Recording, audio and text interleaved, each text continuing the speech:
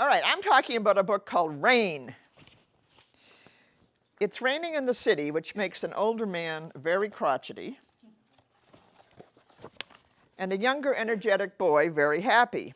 Ashman parallels their reactions and movements as they both head out, the man dressed in drab browns and blacks, and the little boy dressed in bright green with a frog hat. It's the cutest thing in the world. Accompanied by his mother in a bright yellow coat with red boots. They all go to a local bakery where the grumpy one gets only a coffee and the little boy gets cocoa and cookies. An accidental poke when both are getting their coats on angers the man and upsets the little boy.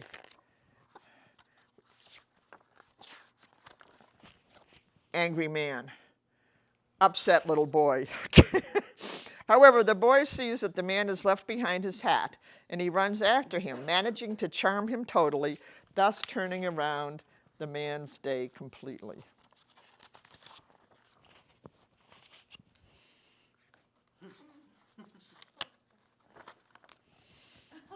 He even asks him for his frog hat.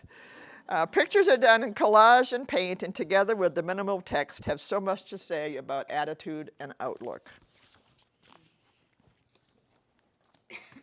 Count the monkeys.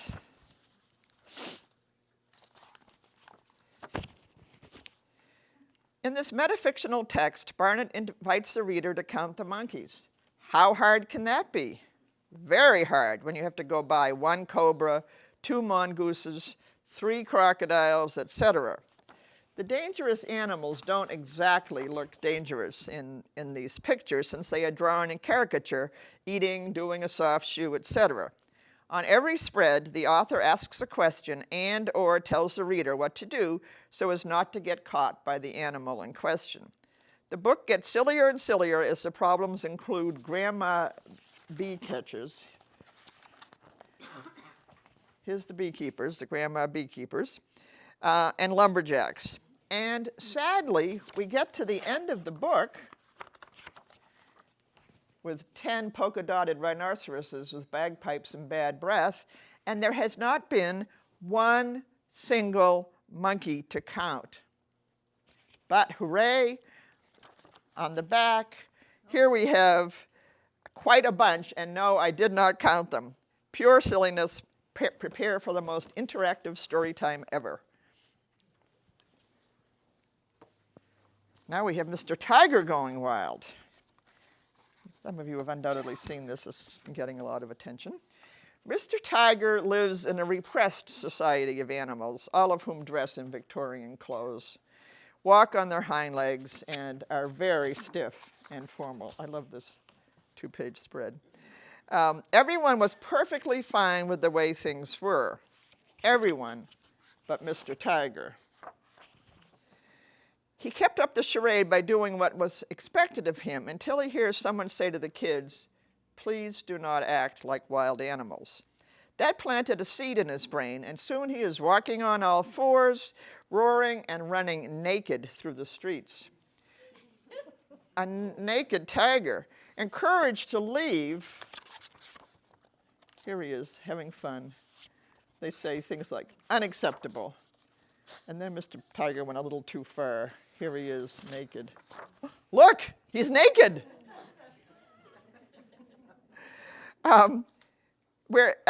He ran off to the wilderness where he ran wild and had a heck of a time. But he is lonely and misses his friends, so he returns to the city where he compromises by putting on some casual clothes, and much to his amazement, he sees that things have begun to loosen up. Both design and illustrations are exceptional here. Look at the end papers. Here we have drab, boring, formal, and then we go to green, lush forest. The use of orange is the only color on the first pages. The pacing is perfect. And the moral of the story? Go wild. You heard it here, Jeanette.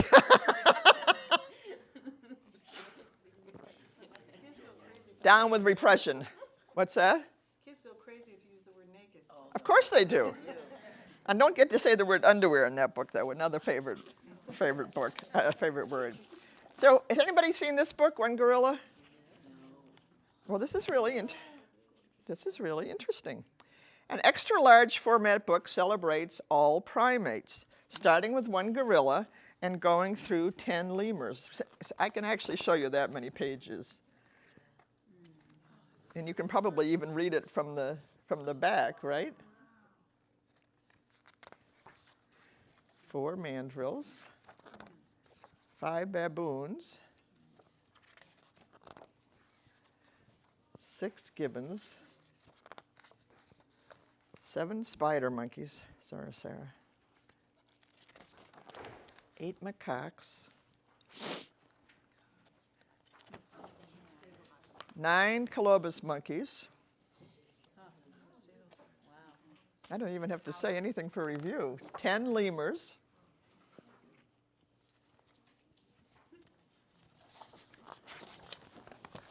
all primates, all one family, all my family, and yours. Is that cool or what? I don't think I have to say anything in the way of review. Tug of War, John Birmingham. Now this is really interesting because this was the first book that he illustrated in, I think it was 1969, and it was originally, this is a folktale, it was originally retold by another person whose name is Letta Schatz, 68. And now he has retold it himself, but it's the same illustrations. Hare, hippo, and elephant all lived in the forest. When they were bored, elephant and hippo would tease Hare and call him names. Fed up, Hare devised a plan. He would challenge each of them to a tug of war, and then instead of putting himself at the end of the rope, he would tie elephant to one end and hippo to the other. When, after many hours, you might be familiar with this tale because it has various variants. So here he goes, he's tied it to hippo, and now he's tied it to elephant, and they're far enough apart that they don't realize that they are pulling against one another. And so, of course, are very impressed with how strong Hare is. But then they come closer, and they see that they've been tricked. I love this hippo picture. When, after many hours, the two beasts discovered they had been tricked, they take after Hare, but he was long gone and never found. Considering that these illustrations were done at the beginning of Birmingham's career, I am amazed at the mastery of color and line. Speed. Okay, you already have people in your mind that you know will like this book. Kids who love cars and racing will adore this book. First, we learn about all the flags used in stock car racing. Then we are off following a pacing car. You can almost hear the noise of the cars, but young listeners won't have any trouble supplying their own sounds. There is danger, there is refueling, there is tire changing. There's all of this action, which I think is pretty well portrayed in a static format. And off they go again. At the end, we learn that it is actually a child playing with his toy cars. It will be very popular with the Things That Go crowd. So here's quite a different tone, Missing Mommy. A helpful and realistic look at how a young child reacts when his mother dies. At first, he thinks she'll come back and is sad and angry that she does not. When his father explains that she is dead and her body does not work anymore, so she cannot come back, he also reassures the little boy that it was not because of anything he did. Scenes are realistic. The father is shown crying, but also interacting with his children and assuring them that they are still a family.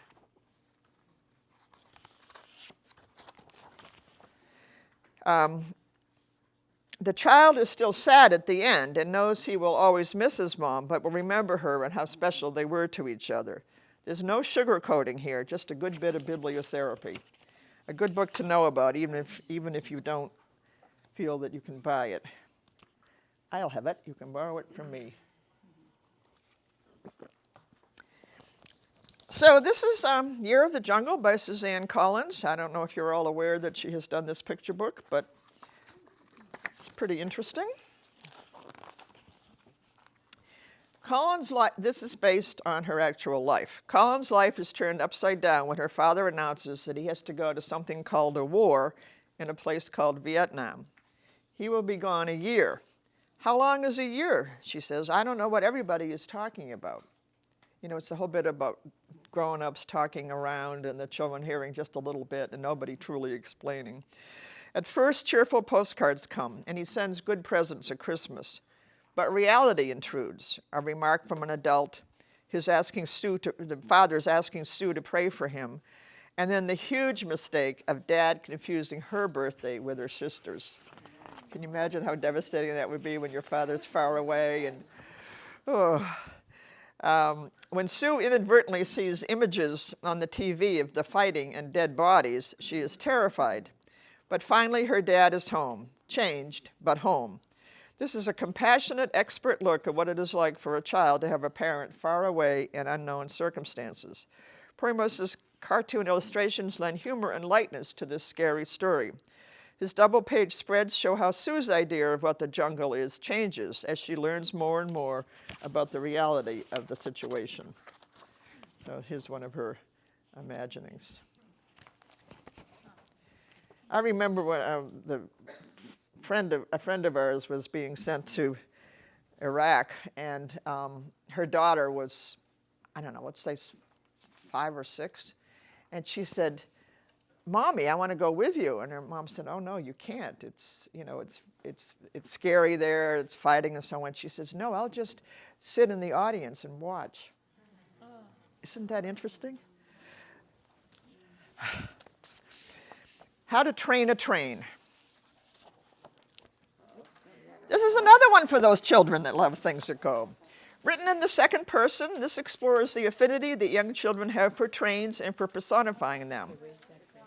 What, did I miss something? We go to mechanical fish, and then if you want to see a whale. There's always some complaint. How's this one? Yes, that's very good. Thank you so much, Judy. She's doing an excellent job. But why isn't it here? It's not on the list. Oh, that was a mistake. So yes, I do want you to know about it. So you only half did your job. You didn't say it wasn't here. I thought you were saying that it was out of order. Okay, this is How to Train a Train by Jason Carter Eaton. And yes, you should know about it, and you should buy it if you work with preschoolers, kindergartners. Written in the second person, this explores the affinity that young children have for trains and for personifying them. The idea is that you, the reader, want a pet train. Of course you do. And this book will help you choose and catch the right one for you. There is the bribery. I mean, try offering it some coal, for instance. There is the naming after you get it home. There is the patience needed when it is shy because of its new surroundings. There's the trick teaching. And finally, the ultimate, when it lets you ride it. Kids will love the comparison to bringing home a dog or a horse, and frankly, I can't imagine not wanting one when you were through. The illustrations manage to be alternately cartoon funny and majestic.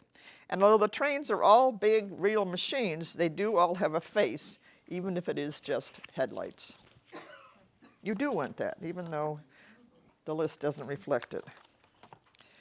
Okay, now is Papa's Mechanical Fish, Candace Fleming. No complaints, right? Okay, good.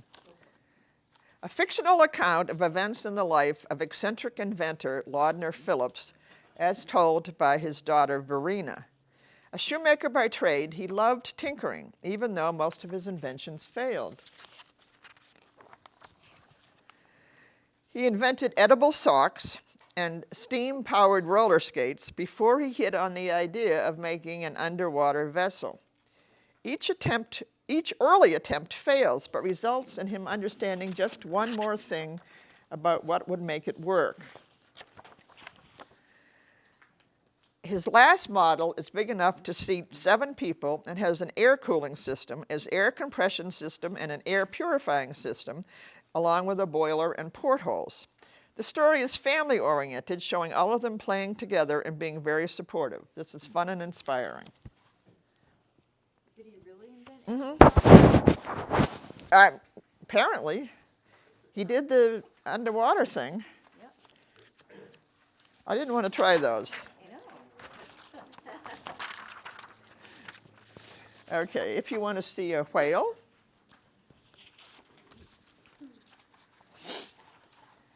as in their earlier collaboration, And Then It Is Spring, Fogliano and Stead have created a lyrical tale about the natural world. Speaking directly to the reader, Fogliano gives tips on what to do and what not to do if you want to see a whale.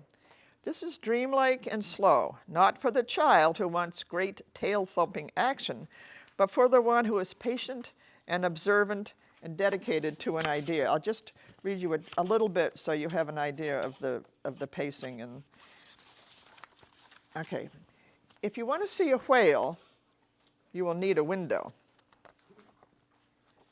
and an ocean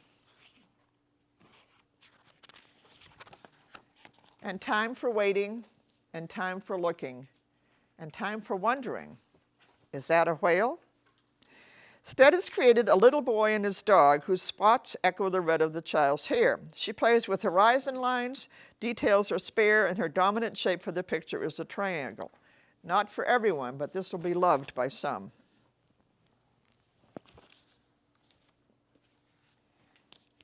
Do anybody have Tuesday? I love this book. It makes me very happy, and God knows that's what you all want to do. This is by Neil Gaiman, as you may notice, who can apparently do anything.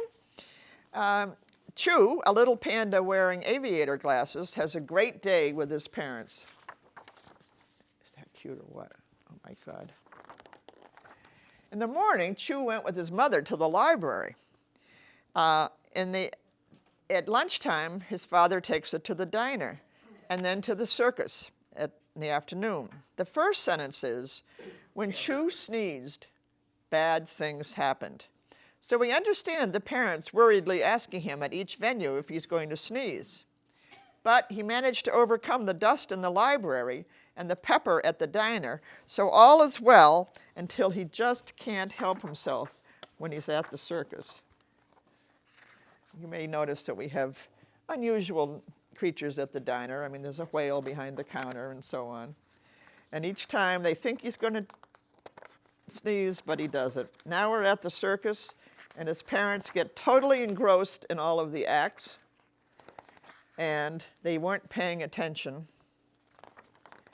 But this time, he did sneeze. And with that sneeze, the entire circus tent is taken down. And the sneeze goes backwards through the town, flipping over everything in the diner, messing up the library. And then it says, "Oops," said Chew. After the circus, Chew went to bed. "Yep," said Chew, "that was a sneeze, all right." Good night.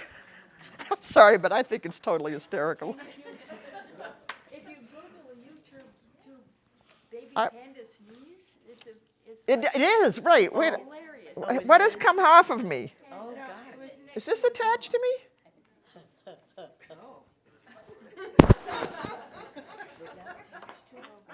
Am I okay? I'm okay. All right. I'm falling apart and Arthur's calm. The first drawing, Mordecai Gerstein. I like this book a lot too, although for very different reasons. Yes, you're right. Gerstein imagines how the first drawings in the world could have been made. He says he had always thought that it was probably a child who made them, because children are always drawing and still have a sense of wonder. But when he heard about the discovery in 1994 in southern France of cave drawings that were 30,000 years old, he was sure that it was a child. Why? Because in the cave is a human footprint, that of an 8-year-old child, and next to the child's footprint is the paw print of a wolf. Gerstein invites the reader to imagine being born 30,000 years ago, living in a cave with your extended family, and seeing animals everywhere you went.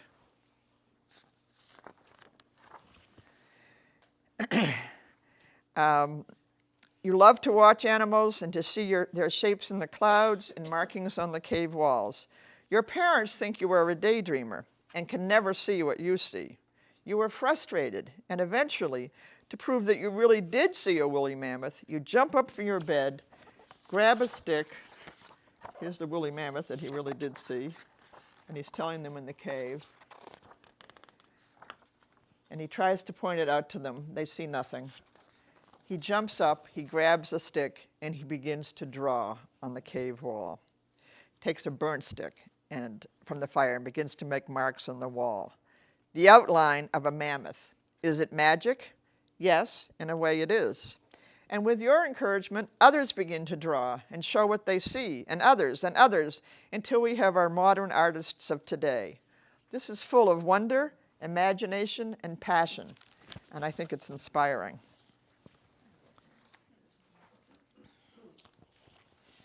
Again, Emily Gravett. Now, you might think that this book wasn't put together right, because you will see that we have a title page, and then we have a title page. But yes, somebody got it right away. But you'll be tricked at first if you weren't warned. And there are tiny differences between the two, so that'll give you something to do in your spare time the next time you have a in-service day. In the story, a young dragon is all ready for bed, having had a snack. Here he is. And brushed his teeth. He only needs a bedtime story, which his parent happily obliges with. The story is about a bright, angry red dragon who never sleeps and wreaks havoc on the countryside. When finished, baby dragon pleads adorably, "Again?" And parent dragon reads it again. How could you possibly resist the face of that little dragon? If your little dragon was saying again, you'd read it to him again, wouldn't you? So this goes on, and each time the parent changes the words in the book somewhat, hoping to persuade baby dragon to go to sleep. But another and another reading is demanded, and as the parent gets sleepier and sleepier, and the words change more and more, this is all familiar to any parents in the room. Here's the parent practically totally zoned out. You'll notice that both the dragon in the picture and our own baby dragon are changing. He's getting a little redder, a little angrier, a little fiercer. Cedric the dragon is no longer red, this one, as Cedric the dragon is sleeping in his... Again, again, again, shouts the baby dragon. Again, again, again, again. He's getting angrier and angrier. And look what happens. Oh my goodness. That's great. Parents won't. Now, well, you know, who cares about the parents? Grace, can I just share something? Of course. My last name is Flanagan. I knew that. A couple years ago, a little kindergartner said, I said, "My Mrs. Flanagan." "Hi, Mrs. Flan." "No," I said, "Honey, it's Mrs. Flanagan." "Again?"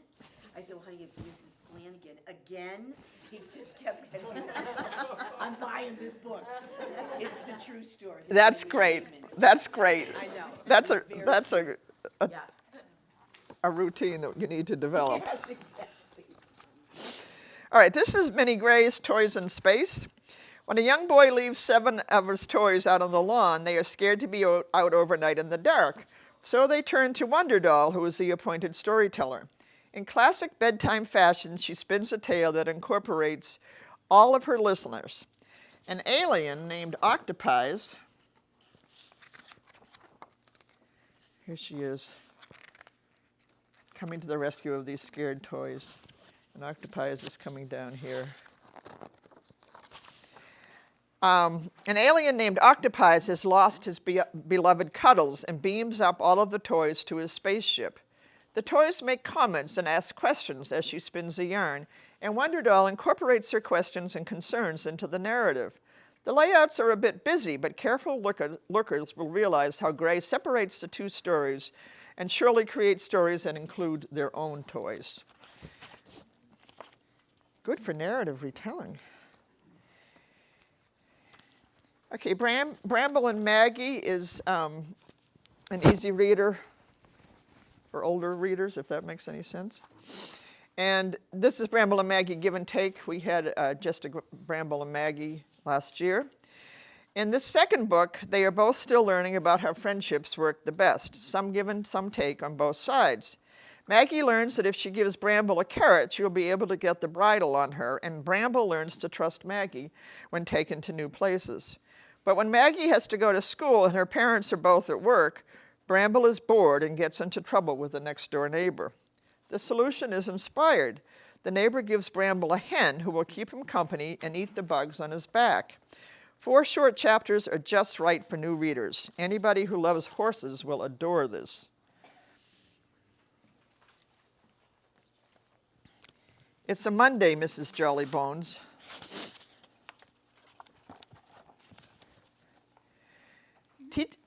Teaching the days of the week has never been more fun. Mrs. Jollybones has a different chore for every day of the week, and although they are the regular boring things like laundry and cleaning, she does things a bit differently. So this one is, it's Wednesday, Mrs. Jollybones. It's time to clean the house. So wear your worn-out overalls, put on your oldest blouse. Sweep all the floors, shake all the rugs, and shine the sink and tub. Then step into the toilet bowl and give yourself a scrub. They don't like that. They don't want to give that idea to kids. They're worried about the parents. Tooze's raggedy, scraggly illustrations match the unorthodox methods perfectly. Mrs. Jollybones lives with a group of animals who are both friends and helpers, and this is her weekend.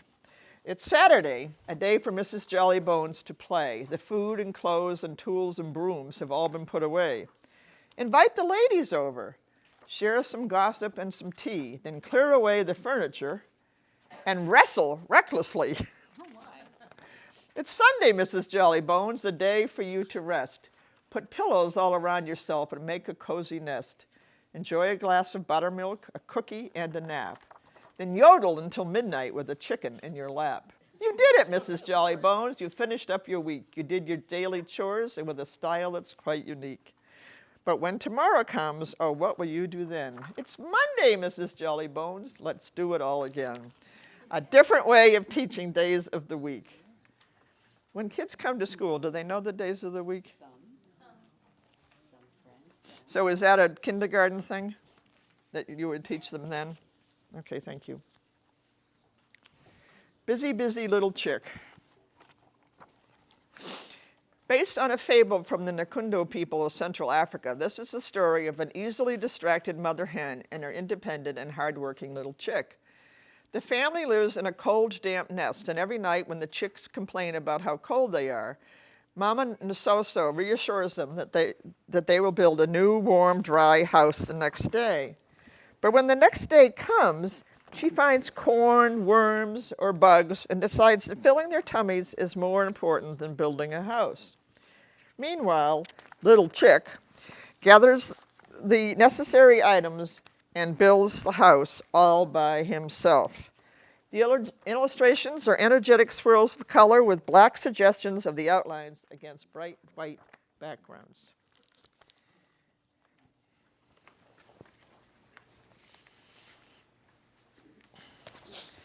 This little piggy.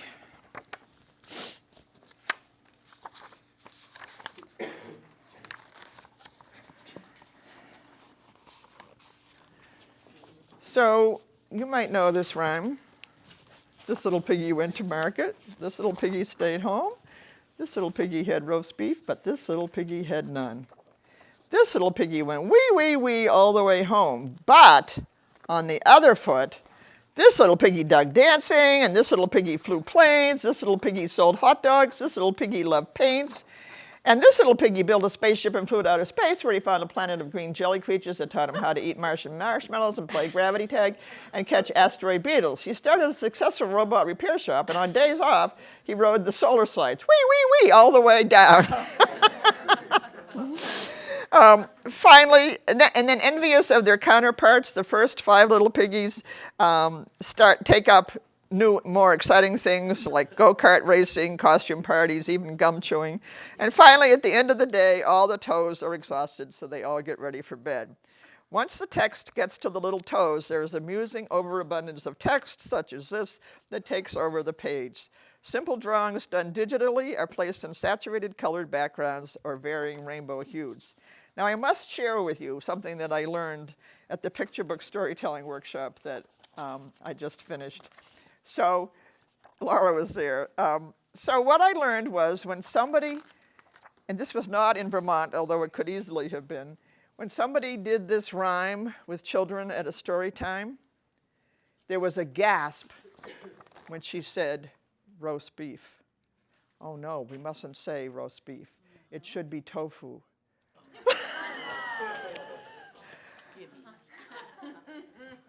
I'm just sharing that with you. Can I say something?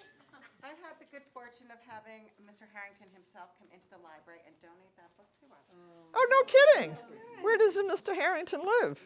New York City, And he was visiting Woodstock? friend in Woodstock. Yeah. He came in, it wasn't in the catalog, he came back the next day and brought me. It was. So that was good you hadn't bought it. That's cool. And he must have been a nice guy. Very nice. Emily Jenkins, Water in the Park. Wait, I need a better picture than that. Here we go. A note tells us that this is homage to 2 picture books, Tressel's White Snow, Bright Snow, and Zolotov's The Park Book. It is a catalog of the perfectly ordinary things that happen at a park from morning to night, all having to do with water. There are hundreds of people and dogs featured, and one of the things kids will love to do is follow some of them through the book. Grace has created dozens of little scenarios and included all kinds and colors of people and families. This is a book to return to again and again, as there are so many details and so many little things happening that kids love to pick out.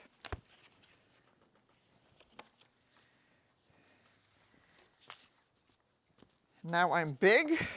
This is obviously just for those of you who work with toddlers.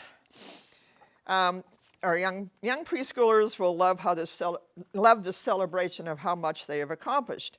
On the left page is a picture of a baby. It says, I used to be a baby, or when I was a baby, I did such and so. And then on the right side, now I'm big. Now I can do whatever. With a picture of a skill that the child has mastered. There are a variety of races and ethnic representations, so most kids will see themselves here.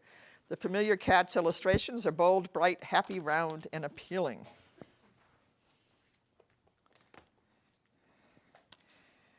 So this is Ted Lewin. Look. What, dear? What? Comes before Ted? Betsy is before Ted. This is remarkable how the B comes before the T. At least we're keeping it in the family.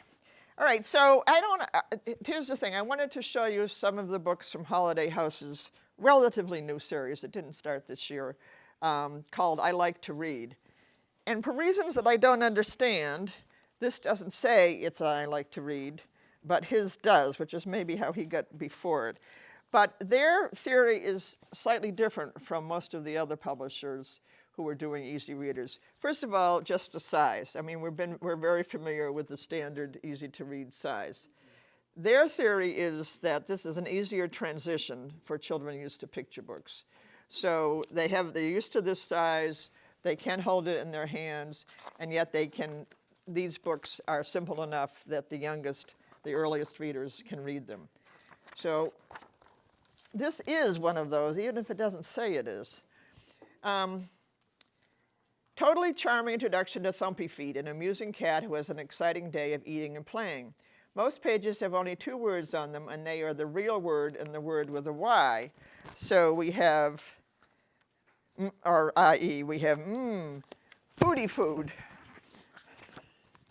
And we have smacky smacky, which is sort of, when kids are first naming animals, it's doggy dog and things like that most of the time. Pictures are bold caricatures and have a great deal of white space, allowing us to focus on the antics of the cat and the decoding of the words. And so then we have Look by her charming husband. And again, we have very few words, short sentences on a page, and familiar vocabulary most of the time, and repetition. And if you care, for reasons that I don't remember, I wrote down that what they use is guided levels, reading levels B through E, based on the Fountas and Pinnell system. That's all the right lingo right there. All the F and P. That's the truth. I know, but it was the letters that just amused us. An elephant, okay, so in 2 to 4 words per page, Lewin introduces African animals in their habitat, with each doing something typical. An elephant eats, a warthog digs, a gorilla hides, zebras run. Pictures of the animals and activities would help children figure out the words. Lewin's lovely watercolors will give them something to study. At the end, observant readers will see that there is a link between the stuffed animals a boy has and the ones we've been shown. So this is similar to that racing one. But it wasn't guided levels B through E, the racing one. I don't know what it was. I wish I could tell you. I can't tell you that. I can't tell it to you. I'll tell it to you privately when there's no film running. Peep and Ducky. A charming, simple representation of a play date at its best. Peep, a small light blue bird, and Ducky, a bright yellow duckling, meet at the park. Together they play cars, use the playground equipment, play hide and seek. There are a few bumps along the way, both literal, the birds fall off the slide, and figurative, a broken sand bucket. The text is brief, rhymed, and full of repetition and fun words to repeat. The illustrator has outlined Peep and Ducky and other items in the foreground and let the background edges fade out. Will be returned to again and again.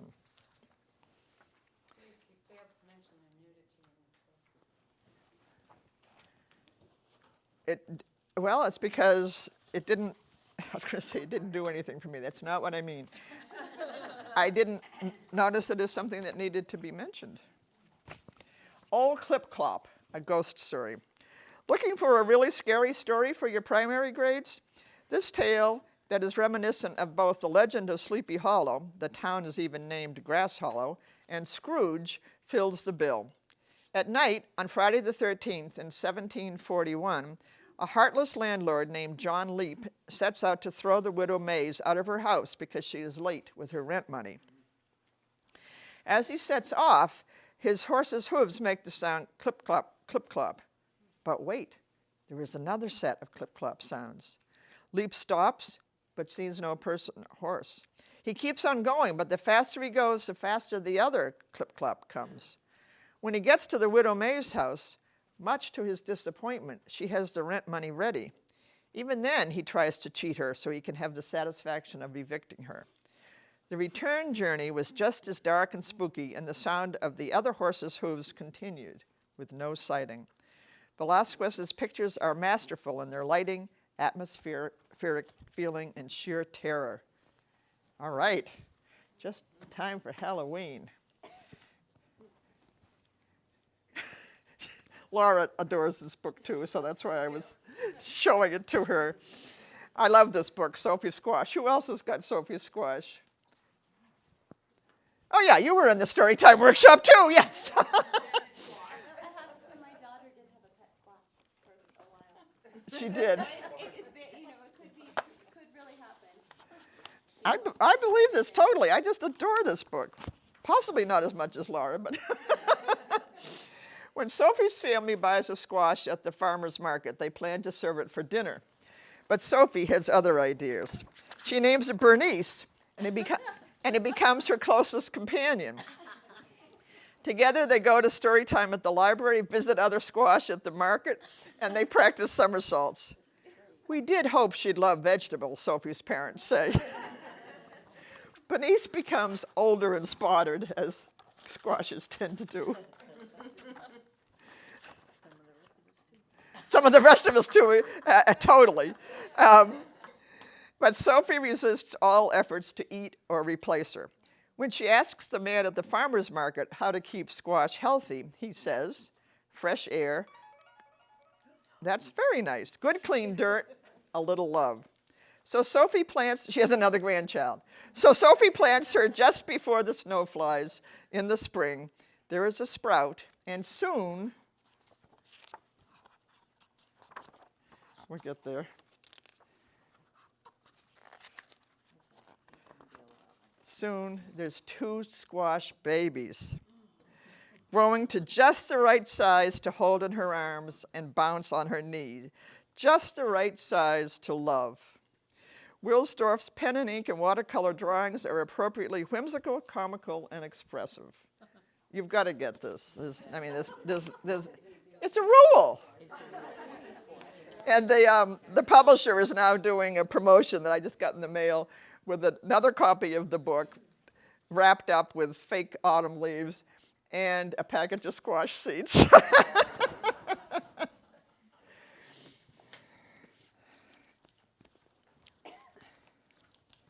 Oh. The Mighty Lelouch. I wanted this to be real, but it wasn't. I was so sad.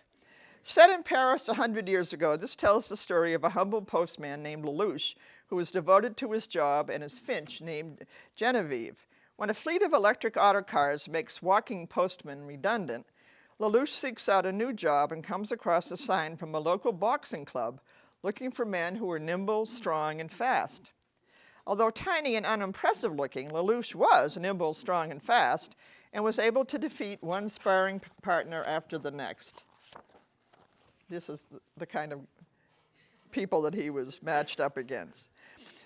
When he fought his first real fight, it was with the mighty Anaconda, a huge, muscle-bound man who was stronger, faster, and more nimble than Lelouch. Round 3 began. With one enormous stride, the Anaconda stomped Lelouch. The little fighter was pinned. He was strong, but the Anaconda was stronger. The Anaconda knew he'd won. He grinned and took a moment to impress the crowd by kneeling down and flexing his gigantic, gleaming arms. But one should never underestimate a man who loves his finch. Lelouch sprang up. "For country, mail, and Geneviève," he cried. You people didn't appreciate that enough.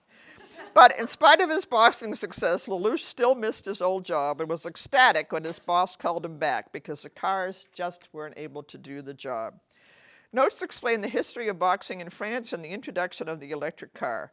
Blackall's illustrations are brilliant. She drew them, cut them out, layered them, and then photographed the whole. Really look at these as they go around. It's quite amazing.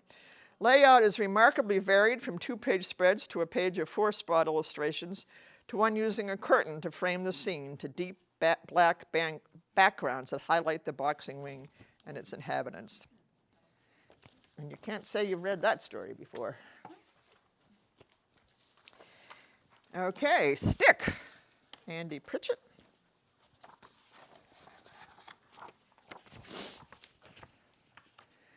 In a mere 6 words, newcomer Pritchett tells the story of a very enthusiastic puppy who finds a stick and searches for a playmate.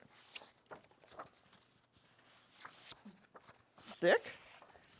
Do you think the cow will want to play with the stick, boys and girls?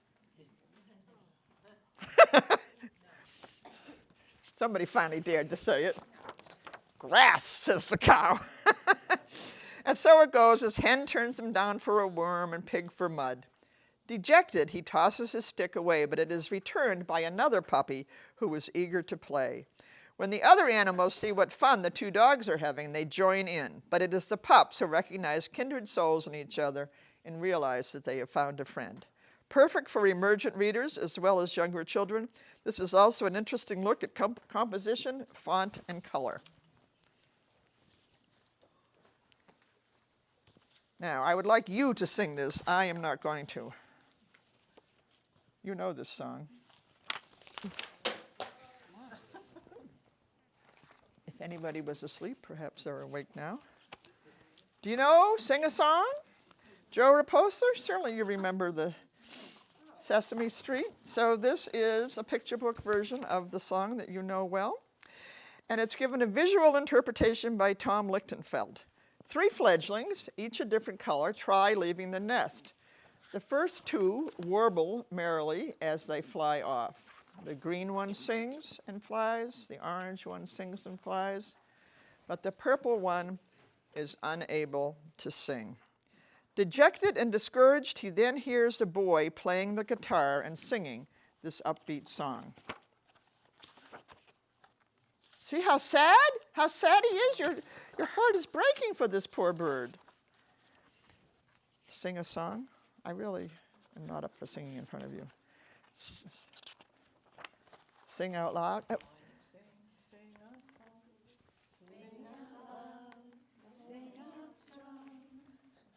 Sing of good things, not bad. Sing of louder. This is being recorded for posterity. The inspirational lyrics and upbeat score give the bird the courage he needs to find his own voice and rejoin his siblings. And included in this is a CD with that song and 2 others that Joe Raposa wrote. And so you can play it to remember all the words and the tune and anything else that you might need. What are you mumbling? Well, if they put the music in, then I could read it. Is it? I can't remember if it's all there or not. It's not too many different notes, Ellen. You can do it. Picture a tree. This is one fabulous book. Master of plasticine art, Barbara Reed has created an ode to trees, inviting the reader to think about trees in all their manifestations and uses. This is not an identification book, although kids could identify the trees using a field guide, but rather appeals to all the senses and the imagination. I'll just read a little bit. The first drops of color, then all the art supplies at once. Now, first of all, we know it's impossible to make this kind of art, right? The plasticine, we know that's impossible, but somehow she manages to do it in book after book. Can you imagine the patience and the time that it takes to do this? I just can't even imagine it. And it's gorgeous when she finishes. A tunnel or an ocean. A tree can be a high-rise home sweet home. A pirate ship, a bear cave, a clubhouse, a friend. But the real star, as I say, is the remarkably detailed illustrations. From footprints in the snow to facial expressions to tiny birds in a tree, her craftsmanship is exquisite. This is the kind of book that you want to read again as soon as you have finished it, and there are so many possible extension activities. Unicorn thinks he's pretty great.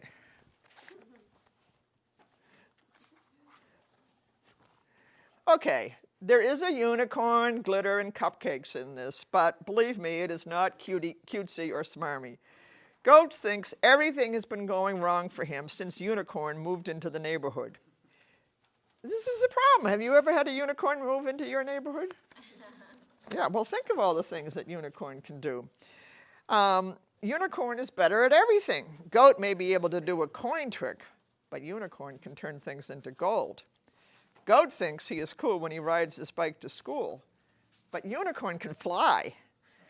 But then Unicorn discovers goat cheese. Goats have cheese? Unicorns don't have cheese. May I try? Turns out Unicorn is just as unhappy with the things that he can't do as is Goat. They decide to team up. As superheroes? Maybe, but let's start with playing at the playground. Very funny, but also reassuring. I love the goat cheese bit. Very appropriate for Vermont. So here we have Lemony Snicket with a picture book illustrated by John Klassen, The Dark. The design is quite magnificent. A different twist on the theme of being afraid in the dark, afraid of the dark. This has more tension and fear than most, but like the best ones, the child resolves his fear on his own, the grown-ups never seen. Laszlo, always accompanied by his flashlight, knows about the dark. He knows that the dark lives in his house, sometimes behind a shower curtain, sometimes in the closet, but always, always in the basement.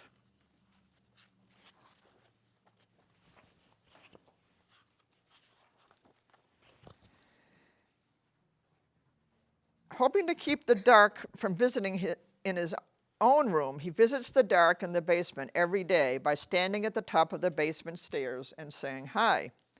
This works fine until the night his nightlight burns out and he really is all in the dark. The dark beckons him creakily out of bed to show him something not in the closet, not behind the shower curtain, but down, all the way down into the basement.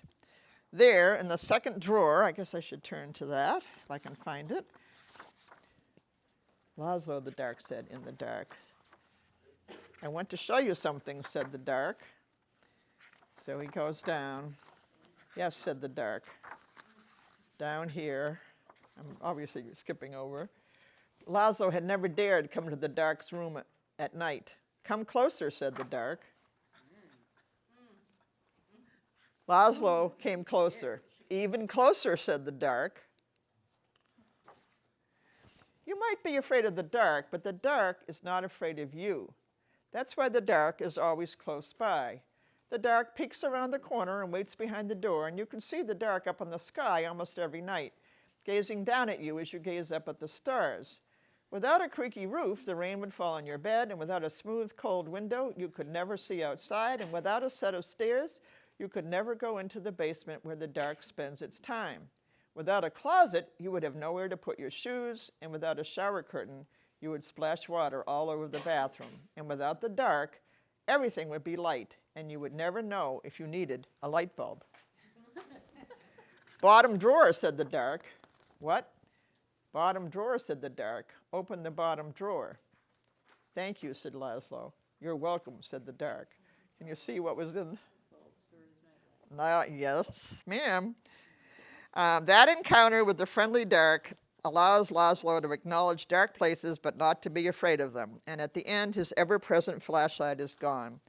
Design here is all, from the shape of light that his flashlight first casts to the interplay of light and shadow. Old Mama Squirrel, David Ezra Stein, a brilliant person. Mama Squirrel could give any protective mother a run for her money. Nothing will get her babies on her watch. She scares off dogs, cars, workmen, and did not limit herself to known predators, scolding kites and airplanes alike. But what about that huge grizzly bear? What can a little squirrel do about that? Gather all the other mama squirrels in the area and launch a full-blown attack. And that takes care of that. In addition to feeling loved and protected, children will love the humor, repetition, and great energy of this. You can look at the pictures yourself. Okay, ball. We have stick, we have ball. A ball-obsessed dog wakes up his young mistress to play ball, and they have a lively game of ball until she goes to school. Bereft, it's somebody. Bereft, he tries to interest others in the game, but mom is meditating, baby is useless, and the cat is just a cat. Bored, dog falls asleep, only to have a series of ball-themed dreams. This is really hysterical. You can't see it from a distance because the pictures are too light and too small. But here's his ball-themed dreams, such as a 1, 2, 3, 6-layer cake with balls on every layer, etc. Finally, the girl comes home and the game is taken up again. Ball is the only word in the whole book, but it is imbued with many emotions and meanings. Same for the renderings of dog. Hope, joy, devastation, and boredom are all equally well shown. The pictures are in a comic strip format except in the dream sequences when there are full or double page spreads. New readers, kids with a quirky sense of humor, and all dog-loving adults will adore this. From dog to polar bear, this is Polar Bear Morning.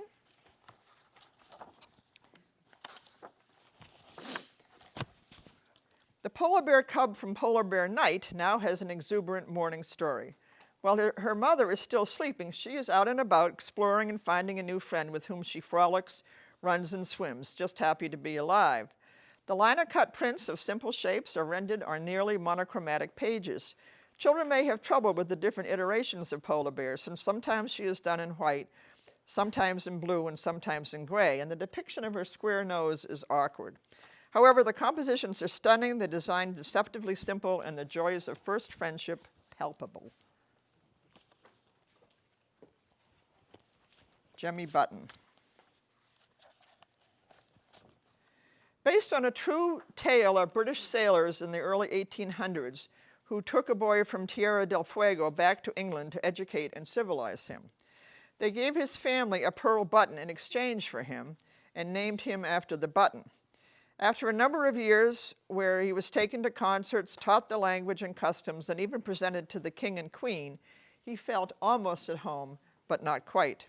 Eventually, he was taken back to Tierra del Fuego, which he greeted as home.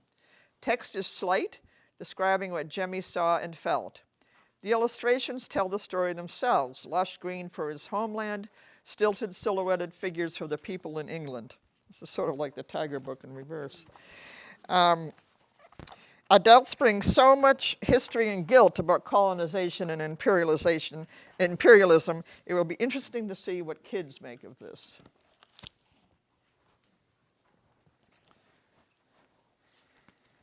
Pigs Under the Post Office, written and illustrated by two Vermonters. This is a silly rhymed tale of three pigs who move into the mud under the post office, causing a great stench and mess. However, when there is a particularly wet spring and the postmaster can't deliver the mail because of the mud, the pigs take over and save the day. Although this first-time author fell into the trap of thinking she needed to rhyme, many of the rhymes really aren't bad, and the illustrator has some truly delightful pig and mud pictures. The author, the postmaster of Passumpsic, Vermont, did indeed have three pigs living under her office at one time. I don't think they saved the day by delivering the mail, but could be. Oh, look what I have for those children, another one. Digger, Dozer, Dumper. 16 big machines are described in a series of rhymed poems, all to help the reader decide which truck is for him. We've got one to help the reader decide which train is for him. We have one to help the reader decide which truck is for him. A girl and two boys of various hues, plus a yellow dog, are the drivers in the pictures, filled with humorous extras. Raccoons going through the trash, a frog jumping out of the way, here's a turtle in front of the steamroller. The machines are pictured doing their job, sometimes on one page, sometimes given a double-page spread. Although the real work that, what exactly is that? I don't know, that's rather interesting. Somebody needs to, Look at him. he's cute.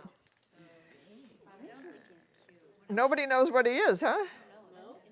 Slight break in the, Oh, I know what that is. who? It's called a silverfish. Oh, we don't like silverfish. I've heard of silverfish. Yo, you don't want silverfish. No, you don't want that. Oh, so much for rescuing him. Rescue him? Well, if he's a, They get into stuff, right? they do get into stuff if that's really a silverfish. All right, well, that was very exciting.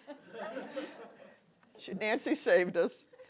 Okay, although the real work that the machine does is described in the poem, it is anthropomorphized to the point of having eyes, sort of the same way that the train book did. Then we have a switch on the last page. Are you ready? This is the third one we have of kids actually, playing with toys. It's the theme of the year. I guess it's better than Dead Parents, right? Okay, so here's what I'm going to do. That's the. Oh, good heavens! How can you forget Mo Willems? But you already have this, right? Yes, See? yes. But I'm going to review it anyhow because I really like it. Yeah, it's really, yeah. What a surprise, a book from Mo Willems that comes highly recommended. However, this is a new format, in fact, homage to black and white silent films starring Hungry Fox, Plump Goose, and Baby Geese. A devious dapper fox spies a plump country goose and asks her to walk him home. Are there people here that don't know the book? Okay, all right, so then I'm going to spend a little time. So the fox eyes this plump goose, and you know that there's trouble. And then you see this is done just like silent film, so we go to the words on the screen. What luck? Dinner. Excuse me, would you care to go for a stroll? He says, and she is blushing. Sure. And here comes the chick. That is not a good idea. So we have a warning. Would you care to continue our walk into the deep, dark woods? Do you think she should go? Sounds fun. That is really not a good idea. And each time we have the chicks doing their warning, there's one more chick. Would you care to visit my nearby kitchen? Again, I don't even need to read the review. I would love to. You need that background piano music. Somebody can do it. Get it on an iPhone. That is really, really not a good idea. Would you care to boil some water for soup? Certainly. I love soup. That is really, really, really not a good idea. Would you care to look at my soup? A key ingredient is missing.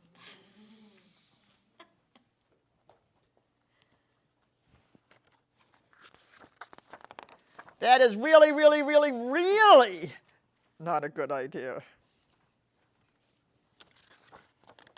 Oh, a key ingredient is missing.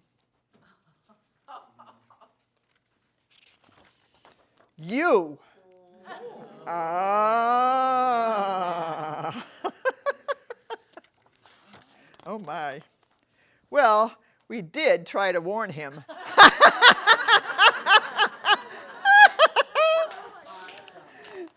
The end.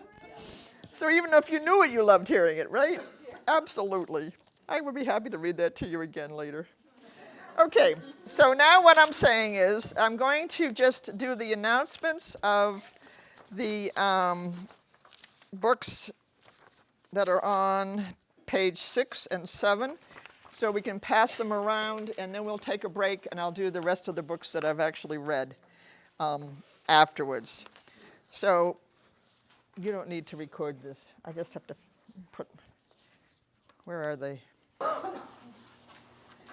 Okay, so the first book on the younger fiction list is Odd Duck. And being one myself, I really enjoyed this a lot. Theodora considers herself a pretty normal duck, even though she doesn't fly south for the winter, swims with a teacup balanced on top of her head, and has a strict regimen of exercises. So when a free spirit duck named Chad moves in next door, she is pretty horrified by his oddness. He has dyed feathers, no manners, and creates very odd yard art. She is sure they will never be friends until they discover a mutual fascination with the stars and the fact that he does not migrate either. Soon they are inseparable until someone in town remarks on the odd duck when they waddle by. Each duck thinks it is the other the speaker is referring to, which creates discord and anger. But when they both admit they are odd and that they like oddness, all is well. This is both very funny and very satisfying. Illustrations and side comments are hilarious. The Boy on the Porch. This is Sharon Creech. Has anyone else had a chance to read this? This is a beautifully written, touching story of the meaning of family that will appeal to adult sensibilities. A small mute boy is found on the porch of a young childless couple with an unsigned, poorly spelled note. Please take care of Jacob. He is a good boy. We'll be back when we can. Unaccustomed to the ways of children, unsure whether his people will pick him up that day or months later, Marta and John take this chore on reluctantly. But when no one comes for days and then weeks, they slowly become a family, charmed by Jacob's musical and artistic talents. When the inevitable happens and his father does come back, the newly formed family is torn asunder. But Marta and John find a way to fill their hearts. They become foster parents to a succession of needy children. The premise is far-fetched. There are many unanswered questions about the boy and the couple too, but there is a peaceful, idyllic sense of rightness that will appeal to anyone who has ever loved a child. They don't think it's going to be a favorite of children. As opposed to this, that everybody in the whole world will love when they read it. Flora and Ulysses, who's read it? What's wrong with you people? What do you do? I was going to show you the pictures. There are pictures, but anyhow. Whatever I say about this book cannot possibly do justice to it. It is funny, brilliant, sarcastic, inventive, and unique. Flora is a natural-born cynic whose favorite book is a comic book called The Illuminated Adventures of the Amazing Incandesto. Ulysses is a squirrel who was perfectly ordinary until he was vacuumed up. I'm sorry, but I just love that sentence, even though it just describes what happened.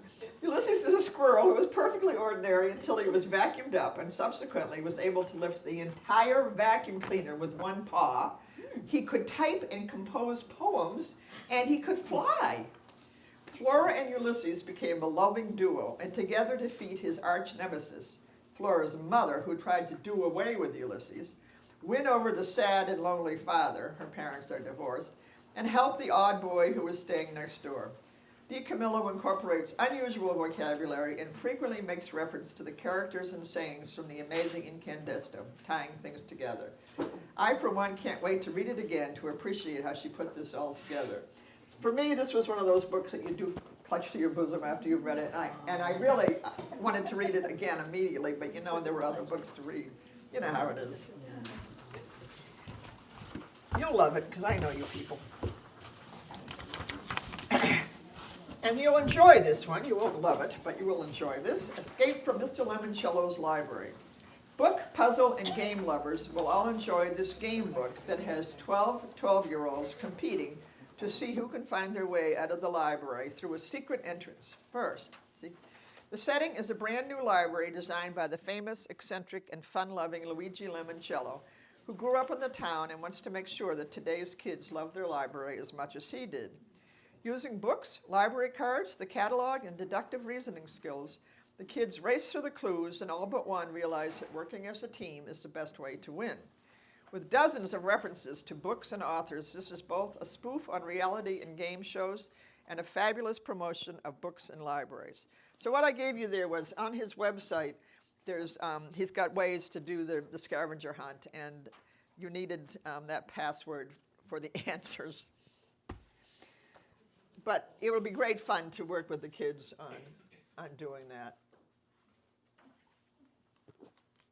So this is Sage Paints the Sky by Jessie Haas.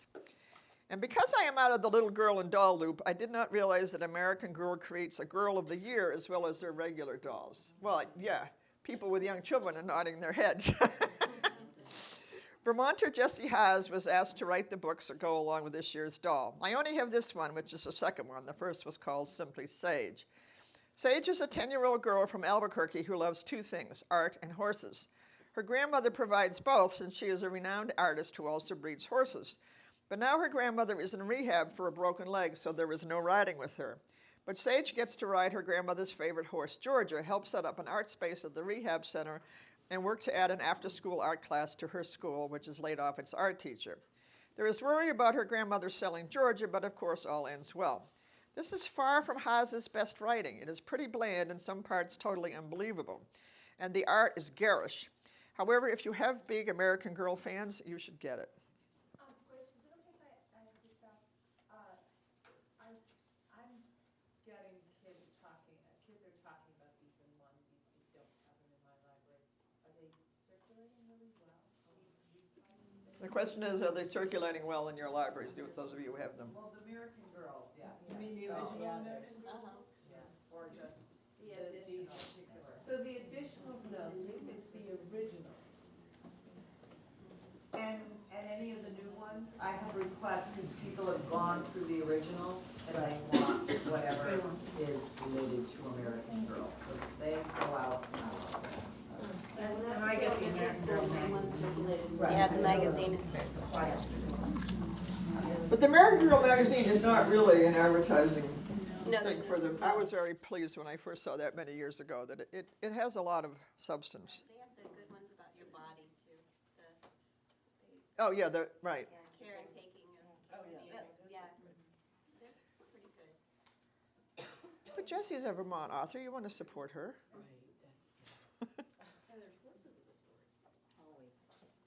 Always horses. Always horses. This is the Year of Billy Miller by Kevin Henkes. Billy Miller is an ordinary boy starting second grade in a small town in Wisconsin. He has a big worry, though. On summer vacation, he got a bad bump on his head, and now he is worried that he will start forgetting things. The book is divided into 4 parts corresponding to the school year and called Teacher, Father, Sister, and Mother. Each has him navigating family, friends, and school with the help of the loving adults in his life. The text is gently funny, and always genuine. Nice to have a contemporary novel with a young boy protagonist with no major problems. Two parents. We love that in a book. My Happy Life. Not what the cover and title would have you expect. Yes, Danny has what she considers a happy life, but it is not. Oh, that's too bad. Well, you're going to have to add it. My Happy Life. It'll come around. There was a bit of a disconnect here, obviously. Okay, so Danny has what she considers a happy life, but it is not carefree. Her mother died a couple of years ago. She worries about starting school, and the best friend that she makes in her class moves away halfway through the year. This is an easy-to-read, short transitional novel with as little as 1 sentence per page. Almost every page has a playful black and white illustration that illuminates the meaning. Danny's feelings are well depicted, and children can see how life integrates the positive and the negative.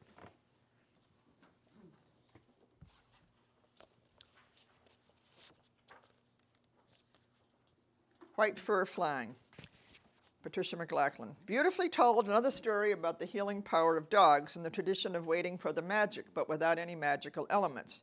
Zoe's mother rescues Great Pyrenees, so there is always fur, love, and warmth flying around their home. In contrast, a young silent boy and 2 older, very proper relatives, childless and dogless, have moved in nearby. Philip's parents are trying to work out a problem, and he has chosen not to speak ever since he has moved in with his aunt and uncle. Is it a protest? Does he feel guilty for his parents' problems? How can he be helped? This is a story of patience, non-judgment, and compassion. Newish readers and those who are older but love dog stories will love this. It's satisfying. So I went back and forth with this, whether to give it a recommended or an additional, but I guess I was feeling generous on the day. This is Anne Martin's Family Tree, Better to Wish. This is first in a planned series of 4 books that will span 4 generations of girls. It begins in the 1930s in a seaside Maine town. Abby is 8 at the beginning, has a violent but financially successful father, a weak mother, a little sister, and a best friend, Sarah. The father is overbearing, prejudiced, and a social climber. He forbids Abby to hang out with one of her best friends, Orrin, because he is Irish Catholic. He buys a big house in town, forcing the family to leave their beloved seaside cottage and friends. Although this is a pretty quiet book, there is plenty of heartbreak. Abby's best friend drowns, her father takes away her developmentally disabled brother and puts him in an institution without consulting even his wife, and Abby's mother is broken after that. Throughout, this spans 10 years with an epilogue 5 years after that. Abby manages to become a kind, caring, and open person who wants to make something of herself.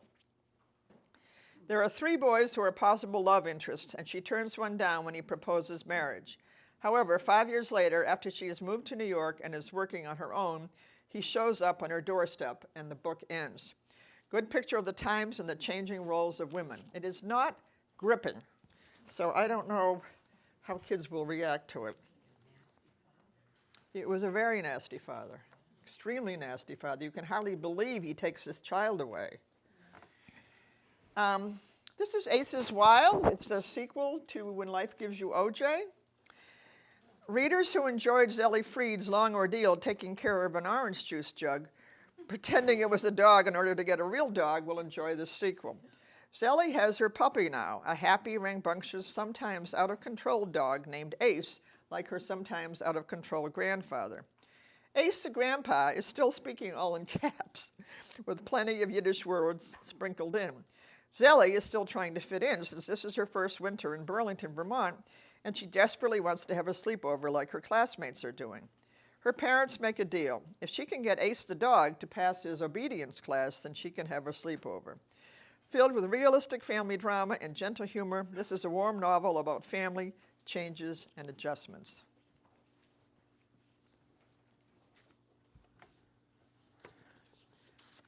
Bluffton.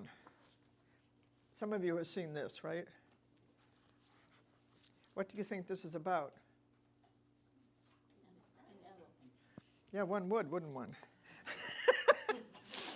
In 1908, a vaudeville troupe takes up summer residence in Muskegon, Michigan, and a local boy, Henry, lured by the excitement of the stage and the exotic company of actors and performing animals, such as elephants, begins to spend all his time with them, especially a boy his own age, Buster Keaton.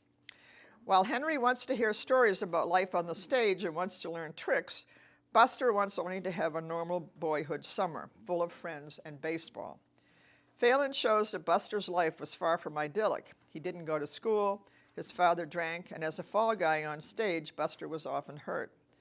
The story is spread out over 3 summers, the time that this troupe really did stay in Bluffton, a part of Muskegon.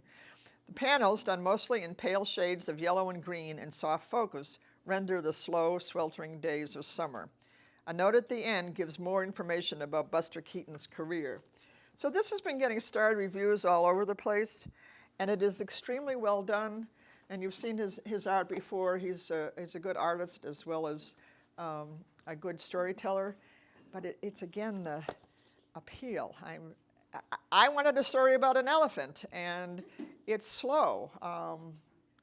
It'll be interesting to see if kids take to it. It's a graphic novel, but based on real events. The vaudeville troupe had to take off the summer because the stages, auditoriums, movie houses, whatever, were not air conditioned, so they couldn't play when it was sweltering hot. So that was when they got to relax. A Girl Called Problem.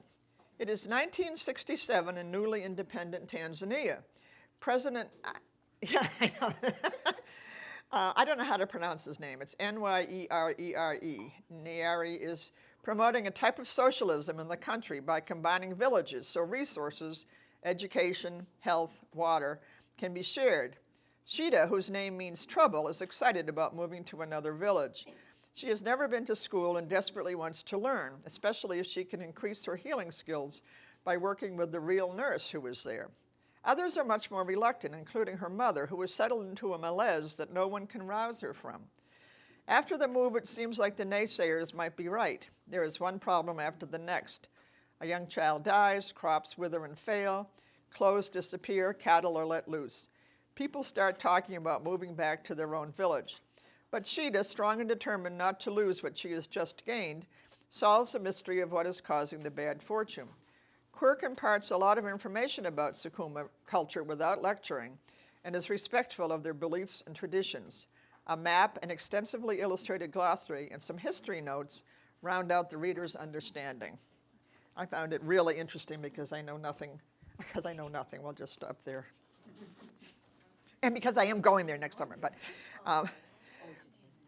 yeah, I'm going on a safari. And Nancy just got back from a safari in Tanzania. We're going to have a meeting. One came home. Oh, it says to read the first sentence, so perhaps I should. I wonder what the first sentence is. So it comes to this, I remember thinking on Wednesday, June 7th, 1871.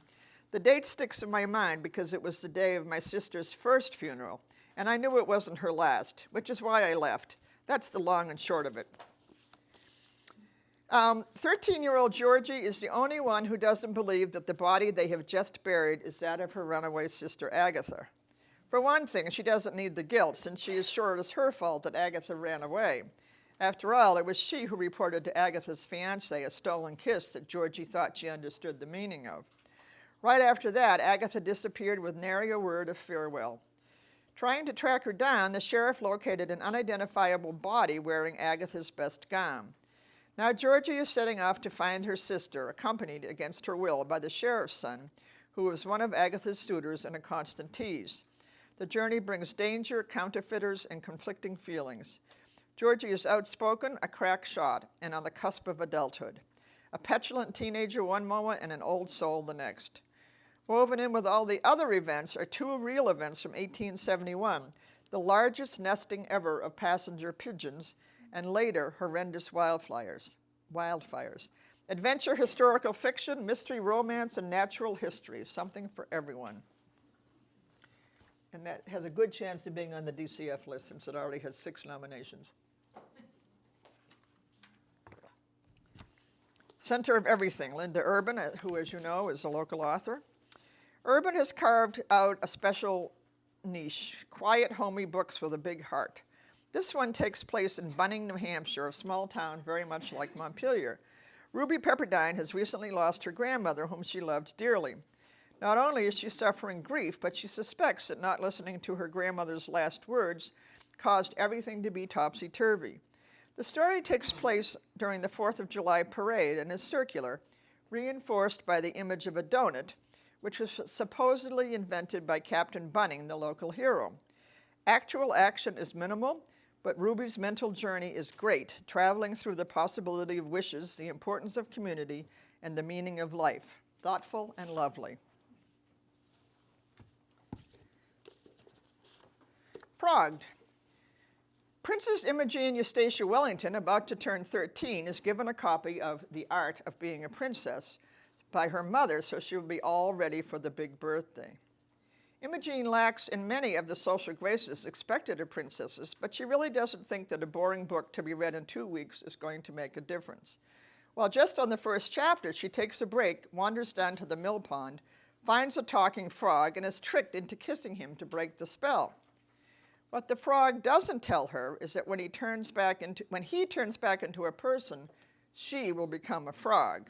And the only way to reverse the spell is by kissing another human who will in turn into a frog. Well, she may be unruly, but she is not immoral, as opposed to my dog, which my husband told me the other day. So she can't do that to another person. Her attempts at getting back to the castle result in her being frog-napped by a traveling group of actors who add her to the show, resulting in some pretty funny scenes. Each chapter has the title of a chapter from The Art of Being a Princess with Imogen's comments. And although Imogen is often frustrated or thwarted in her plans to return home, she never loses her wry wit, basic fairness, and keen intelligence. Of course, there is a happy ending with a clever solution to the curse, and all's well that ends well. Paperboy. Although the narrator excels at pitching, he has no confidence in any other part of his life because of his severe stuttering. When he takes over his friend's paper route while the friend is away, he has to cope with a whole new bunch of problems and people he doesn't know. He practices what he is going to say so that he can find the words that are the easiest to say, and never says his name because that starts with one of the impossible-to-say letters. The route is a learning experience in many ways, from the alcoholic, beautiful woman who was mistreated by her husband, to the silent boy who stares at TV but never speaks, to the wise old man who always has time to talk and impart wisdom. Although it is a very worthy subject and the book has received 2-star reviews, I found that it really dragged. The format is off-putting too, short paragraphs divided by several lines. So Cynthia Voigt has embarked on a new series. This is about Mr. Max, and this is the Book of Lost Things. The arrival of a mysterious invitation from the Maharaja of Kashmir for Max's parents, both actors, to go to India to start a theater company creates the basis for the mystery and events of this story. His parents set sail, he thinks, without him, he hopes by mistake, and their whereabouts are unknown. Hurt and a bit scared, Max has to make his way on his own with the help of Grammy, the town librarian, who lives next door. He inadvertently discovers that he is good at finding things and coming up with clever and sensible solutions, so falls into several detective jobs using the costumes and his theater training to portray whatever character is needed. Although only 12, he can appear to be a detective, a city official, a buffoon, whatever is needed. You have to suspend disbelief a little bit, because people never suspect that he's a child when he's in one of these characters.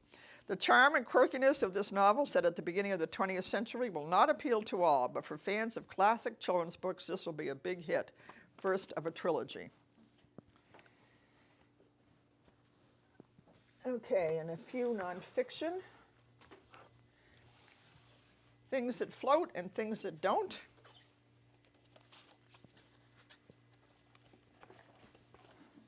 A good example of new nonfiction that meets several of the Common Core math standards: measurement skills, interpretation of data, and incorporation of key ideas and details in the text, while still being interesting and playful. Adler, who has been explaining mathematical principles to children for many years, here turns to the science of floating and sinking, encouraging children to guess what will float, to do experiments to see if they're right, and then clearly explains the concepts, like density, displacement, and dissolving.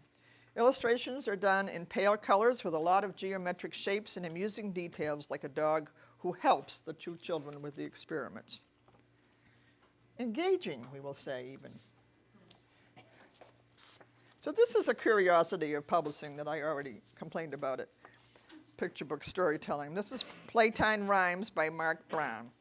20 finger plays and action rhymes are pulled together for families to learn and share. Most are very familiar, like Do Your Ears Hang Low, Teddy Bear, Itsy Bitsy Spider, and The Wheels on the Bus. For some reason, he has only 2 little monkeys jumping on his bed. What's with that? And some of the poems may be slightly different from the way you learned them. The most mysterious thing of all is that all of these rhymes were originally in one of 3 books that he did 20 years ago or so. Finger rhymes, hand rhymes, play rhymes. Some of you still have those, right? Yes. Thank you. But nowhere on this book does it mention that. The artwork is all new, and the rhymes are in the public domain, so I guess he didn't have to, but I was surprised. A couple of rhymes have their text changed a bit to update or make them more PC, but otherwise they are the same rhymes, good for both family sharing and librarian use. Isn't that odd? Thank you. Thank you. Your skeleton is showing. Kids who have a warped sense of humor and love the gross are in for a treat with this group of poems. In a graveyard, a boy finds a lonely ghost dog who is looking for his master's tomb. Together they find a succession of poor souls who died from not flossing, from too much nose picking, and from public speaking. Happily, ghost dog finds ghost owner, and they float off together. And there is a happy ending for our hero, too, since he finds a real live lost dog whom he has to take home. Crab Scramblies, illustrations, mostly black and white drawings, accented with occasional color, are wickedly funny and macabre. Rapture Practice. This memoir of Hartzler's early life through high school describes his growing up in a family where the rapture was always about to arrive. His extremely religious parents punished him for doing things that most of us couldn't imagine were negative. There was no dancing, no movies, no talking back, church several times per week, and Christian school. Although by his parents' standards he was very rebellious, by most people's standards he was just a normal teenager.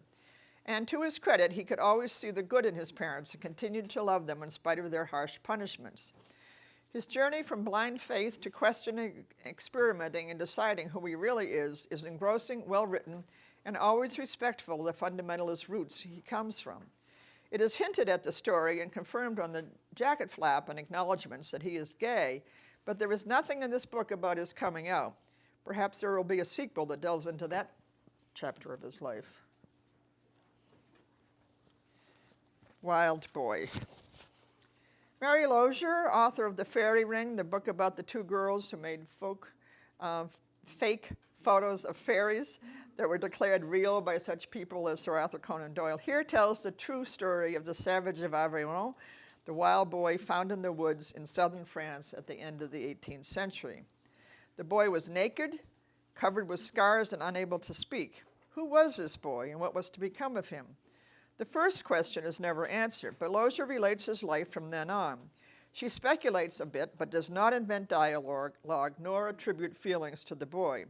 What she does do is take the written accounts of the scientists who studied him and the public officials who dealt with him and put together his life after captivity. And captured and imprisoned he was. First he was put on display in the village square, and later he was measured, studied, and examined by scientists. Many times he ran away. Many times he was recaptured. He eventually ended up in Paris at a school for deaf mutes, where he was ignored by the director, taunted by the other students, and finally taken under the wing of a Dr. Itard, who took over his education. He never did learn how to speak, with the exception of a few words, but adapted sufficiently to living in civilization. The unanswered questions are frustrating, but the narrative is absorbing and atmospheric, engrossing the reader. Good opportunity for discussing some heavy questions like what it means to be human. Ehring's charcoal drawings are as wild, mysterious, and messy as the boy.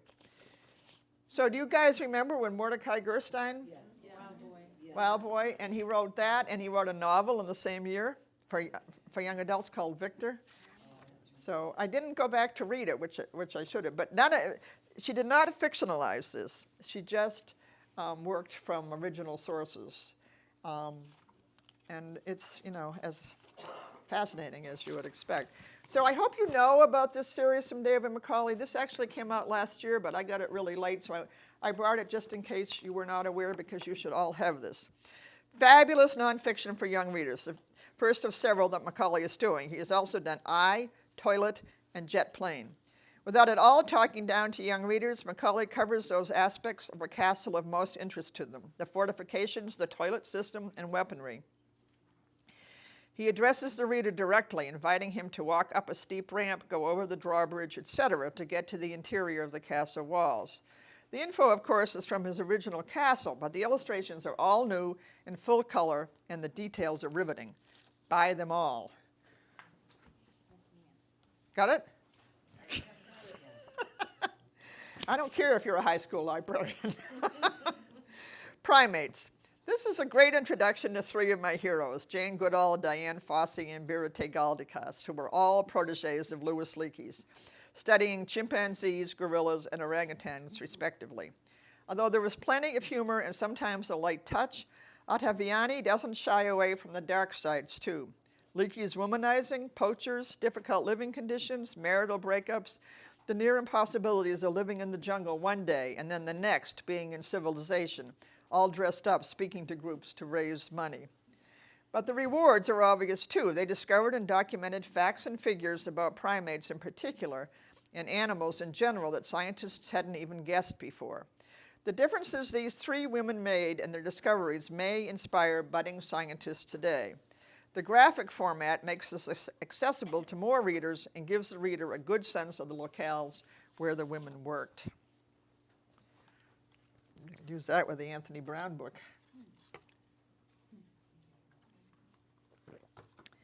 Miss Moore thought otherwise. An introduction to Anne Carroll Moore, one of our profession's most influential pioneers for public library service to children. Moore grew up in a small town in Maine in the 1870s, a time when girls were supposed to be docile and stay inside learning female skills. But as the refrain goes throughout the book, Annie, as she was called, and then later Miss Moore, thought otherwise, preferring to join her brothers in wild toboggan rides and then later to study law with her father. Family tragedy ended that dream, but a few years later, she learned that Pratt Institute in New York was enrolling women to become librarians, and off she went. Throughout her career, she fought for more and better books for children, free access, and eventually the finest children's librarian in the country when the Central New York Public Library was built. Atwell's naive pictures are cheery and colorful, reflecting the philosophy of being welcoming to kids. Children will be fascinated by how the libraries they know now are so different from those of yore, and some may be inspired to follow in Miss Moore's footsteps. Okay, so you all have Mirror, Mirror, right? Oh, good girl and some boys. Oh, look, they're happy people. We love happy people. So this is Follow, Follow. It's the second book of reversos, a poetic form that Marilyn Singer created in her book Mirror, Mirror. The idea is that she writes a poem based on a fairy tale or fable that says one thing read up to down and says something entirely different read down to up. I will read Heron Tortoise. That ridiculous loser. I am not a slowpoke, though I may be the smallest bit distracted. I can't be beat. I've got rabbit feet to take me to the finish line. And then the other is, take me to the finish line. I've got rabbit feet to beat. I can't be the smallest bit distracted. Though I may be a slowpoke, I am not that ridiculous loser. These are a bit uneven in quality, but still very inventive. If you need another one, this will do nicely, but the novelty is worn off. The only reason I gave it an additional is it's another one. And I know you have limited budgets, or maybe not anymore. Maybe the world has changed. Maybe you have millions of dollars to spend. Right. The world has not changed. Well, it has, but we won't get into that. All right, so now the young adult fiction. Chris Crutcher, period 8. This is familiar Crutcher territory. A group of teens, each with his own problems, a caring and knowing mentor in sports. Period 8 is 1 hour a day when kids can come together, be themselves, talk or not, and just be honest in the room of Mr. Logston, or Logs as they call him. Paul Baum, senior, all-around nice guy and champion swimmer, tells the truth even when he knows it will mess up his life, like when he cheated on his girlfriend, whom he loves deeply, and he feels he has to tell her. When Virgin Mary, as the kids have dubbed her, disappears, that's not his girlfriend, that's another girl, that's not Claire. When the girl, Virgin Mary, as the kids have dubbed her, disappears, the action ratchets up a couple of notches and suspense and eventually terror take over. People are not as they seem, no one knows whom to trust. Unfortunately, the resolution is not entirely believable, and the hold that the villain has over his victims is not convincing. However, fans will enjoy. Sharon Draper, Panic. A disappointing, overly plot-loaded novel from the author of Out of My Mind. It is too bad. I was so disappointed. It is a week that the super talented teenage students of the Crystal Point Dance Academy are preparing for a performance of Peter Pan.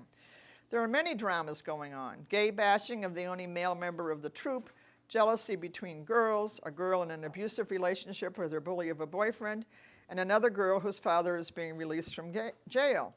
But all of these pale in comparison to the big story here, the abduction at the mall of one of the dancers by a smooth, nicely dressed man who persuades her he will make her a star if she follows him. The girl's decision to go with him was believable because he seemed to not care one way or the other. But of course, his intentions were far from honorable. And the only kind of star she became was a porn star on the internet, as she was repeatedly raped and tortured by men who paid for the privilege. The four main characters alternate narration, and we spend much less time with the abducted girl than with the others. That is good in that we are spared graphic details, but the juxtaposition seems to trivialize the horrific situation, and it is never given the gravity that it needs. So there. I think that's why we need materials reviews. I would have saw the author, it's her second book, I would have bought it. But would you not have read a review? I recommend reading reviews. Maybe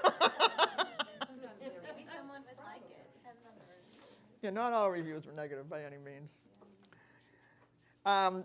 This is Just One Day by Gail Foreman. This will resonate with anyone who has ever felt confined by others' expectations or destined to follow a straight path without exploration or deviating. Good girl Allison, sheltered and helicoptered by her parents, is given a high school graduation present of a trip to Europe with her best friend in the company of a very reputable cultural sightseeing group.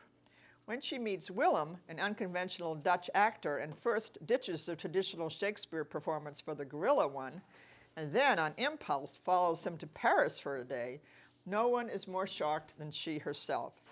After one glorious night, she wakes up to discover him gone and has to leave for home without knowing what happened to him. But this one day has changed her forever. Maybe it is love, maybe it is just searching for her real identity. After a disastrous first semester in college, pre-med orchestrated by her parents. She rebels and starts taking what she is really interested in and realizes that she needs to return to Europe and bring her adventure to closure. Foreman beautifully shows how travel opens up vistas, forces us to figure out who we are, and gives us dreams. And a companion novel about Willem comes out this fall. I found it very movingly and realistically done. That was great. You liked it too. You're so smart, Melissa. Living with Jackie Chan. Jo Knowles, you all know she's a Vermont author. This is a companion book to Jumping Off Swings. I don't know if you've read that one, and I think it's better than Jumping Off Swings.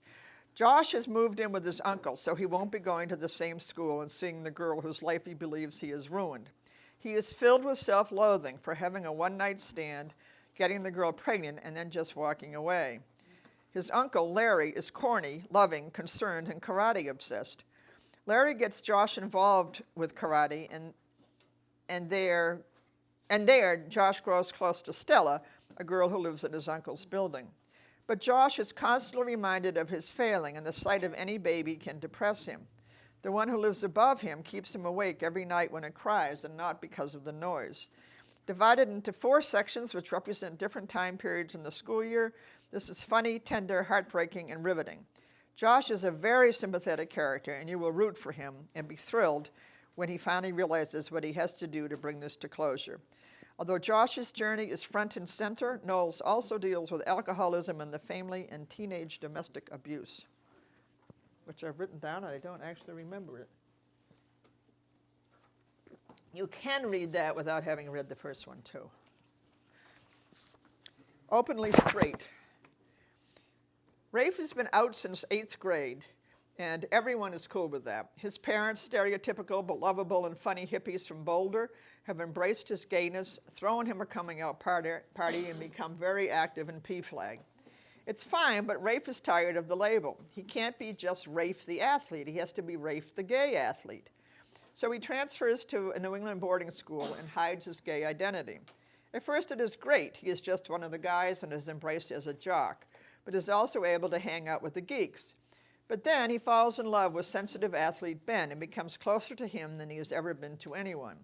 It can only end badly, and Rafe has to reconsider what his lack of honesty has cost him. A sometimes painful story of self-discovery and an explorations of labels, this is also a beautifully written romance between 2 boys who are both wonderfully sympathetic characters. With its capacity to invite both thought and deeply felt emotion, this has a lot to offer. I'm sure you all know David Levithan, 2 Boys Kissing. Whenever you think about how far we have yet to go for human rights, look at this cover and title and think about how it would have been totally unthinkable even 10 years ago. Levithan looks from a mainstream publisher. Levithan looks at a range of gay experiences by introducing us to 7 boys and tying their lives together. Craig and Harry, former boyfriends, are trying to set the world's record for the longest kiss. Peter and Neil are a young couple who have been together a year. Avery and Ryan have just met but have really connected, so they are optimistic about the future. Cooper is alone, afraid, miserable, and addicted to porn sites. Tarek goes to the city to dance regularly, but has recently been beaten to a pulp by a gang of boys because he is gay. And Levithan ties these boys and the readers to those who came before by having gay men from a previous generation who died from AIDS be a chorus commenting on what has happened, who they were, and what is happening now. How far we have come and how far we have yet to go. It is surprisingly effective and will be appreciated by both today's teens and my generation. This will become an important part of the gay YA canon. So here's an odd book that's gotten, I think, 5 stars. I couldn't go that far. September Girls. Sam is spending the summer at the beach where all the girls who work at the restaurants and tourist traps are gorgeous and blonde, and they are all attracted to him. Sounds perfect, right? He is confused, but soon realizes that there is something different about these girls. They are not really human. And interspersed, that's different, right? And interspersed with the narrative are prose poems from them gradually explaining who and what they are, a bit of magical realism. Sam and his older brother both fall for one of the girls, and they have a summer of partying and romance until his girl, Dee Dee, pulls away. In addition to the fantasy and the mystery, this is a coming-of-age story as Sam has insights into his parents and brother. Realistically laced with swearing and teenage drinking, this has a magic to it which works much better if you don't actually think about how the girls can exist.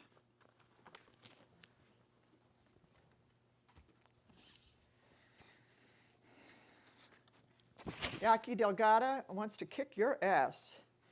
When Pitty and her mother move to a different part of Brooklyn, she has to leave her best friend and change schools. Soon she is the target of the head of the group of Latinas because of her curvy figure. Name-calling, yelling, and locker writing soon escalate to an actual attack, accompanied by a video of it put on the internet. Pitty starts skipping school, her grades fall, and she is lost. In addition, she has learned something disturbing about her mother and the dad she has never met. Her relationships with both her best friend and her mother are deteriorating, and she starts developing feelings for a childhood friend. She has a lot on her plate, but she is a strong figure and ultimately makes the choice to take charge of her life. This is powerful and important. Some of you may have read the story about Meg Medina being invited to speak at a school, I'll say in the Midwest because I don't remember where, and then being told that if she went, she was not ever to say the name of her book. This just happened, like during Banned Books Week. And they didn't want the children to hear the word ass. And this is a book that's important. I mean, there's lots of books about bullying, but this one is really well done. She has a very strong message for the kids, and she was uninvited to come. Oh, well, she could have come if she'd censored herself all over the place. People are really amazing in so many ways. Some good, some not so good. Okay, now talk about odd. Oh my God. Has anybody else read Teeth? Well, don't bother. But, or do bother, because it's a book I really wanted to discuss with people. Anyhow, here is a book that has gotten at least 2-starred reviews and many raves from readers, but I found it very hard to take. The mood is dark, gothic, brooding, and mysterious with a perpetual sense of dread. There is magical realism, a modern fairy tale in the worst sense of the word. Rudy, the 16-year-old narrator, has come with his family to an island in the middle of nowhere to save the life of his 5-year-old brother who has cystic fibrosis. Here, there are Enki fish, E-N-K-I, magical fish that seem to be able to cure anything. The catch is that you can't stop eating them or you revert to your previous condition. Thus, no one can leave the island if they want to live. At first, it is boredom that gets Rudy, but then it is mystery. He meets the only other teenager on the island, Diana, who rarely leaves the house and whose mother spends one day a week crying. It's scheduled. I think every Tuesday she cries. And the piercing screaming at night so loud that the roar of the sea cannot cover it up. Does no one else hear it? He discovers that the screaming comes from a fish boy called Teeth, the offspring of Diana's mother and an Enki fish who raped her. This fish went all the way up inside of her, and I want you to have that image stuck in your mind too. Oh, great. As Rudy gets to know Teeth and become close to him, he not only learns disturbing truths about the island's history, but also becomes embroiled in a fundamental conflict. To the islanders, the fish are salvation. To Teeth, the fish are family. The most unsettling thing is that every night, oh my God, I can't even believe this, you've got to remember this too. Every night the fishermen capture Teeth as he tries to set the fish free, and they beat him unmercifully every night. He is battered, bruised, pieces of his merman tail have been ripped out, and he becomes weaker and weaker. Rudy's choices are impulsive but believable, and the consequences for both betraying Dylan and betraying Teeth are immediate and physically brutal. The violence, constant use of the F word, and imagery are unsettling, disturbing, and impossible to ignore. On the other hand, it is memorable. I do remember this. And the moral choices are well presented. Judy can't wait to get this for her little kids. Cross this off. Okay, we're almost done, boys and girls. Rotten. When J.D. returns from a summer upstate, he finds that his mother had adopted a rescue Rottweiler who had bitten in the past. He names him Johnny Rotten after the Sex Pistols singer. The two have a lot in common, tough guy exteriors, but fear and a huge desire to belong and be loved on the inside. After a rough beginning, they bond, but when JD's goof-off friend, Mars, gets himself bitten, his family sees a way to Easy Street by suing, and Johnny Rotten's demise is almost certain. This is a look at the friendship of several teenage boys, complete with humor and authentic dialogue, as well as serious topics. A dog book that will appeal to macho readers. And you know I wouldn't have read it if the dog died. So it's okay to have that spoiler. Okay, this is another graphic novel. Nothing can possibly go wrong. In this lively graphic novel of cheerleaders, basketball players, and high school elections, there was a lot of humor, sports action, a robot rumble, and a really fun story. Cheerleaders are pitted against nerds because student council funding can either pay for new cheerleaders' uniforms or to send the robotics team to a national competition. Various plans are concocted by both sides, but the successful one has the two groups uniting with one big plan. The cartoons have fun with the stuck-up cheerleaders' really frightening stares and the characters of the nerds. This would be great for newcomers to graphic novels. Okay, and we'll end with a lovely dystopia, the program. In the not-too-distant future, suicide has become an epidemic, and teens infected by the disease are dragged kicking and screaming into the adult solution, called the program, which rids them of suicidal thoughts, but also strips away most of their memories, returning them to their families as almost blank slates. Kids know not to cry or seem sad in public because they are constantly being watched by handlers who look for signs of depression. Sloane and James, 17-year-old lovers, only feel safe with one another and try to protect each other from the horrific things happening around them, including the suicide of Sloane's brother. When a good friend returns from the program a shadow of her former self and their best friend commits suicide, they are no longer able to keep it together, and first James and then Sloane are taken into the program. The second part of the book is Sloane's experience in the program as her memories are wiped away and she is violated in other ways. Her only friend is working both sides of the aisle, and it is clear that you can't trust anyone. In the last part, she returns to her home, but because of one memory that she has been able to keep, a great personal sacrifice, she begins to question what has been done to her and even reconnects with James. This is suspenseful and a page-turner, but the questions about the importance of memory, what makes a person who they are, and the power of love are all interestingly explored. The world building is pretty sketchy, and a lot is unexplained, but perhaps all will be revealed in future volumes. And that's all she wrote.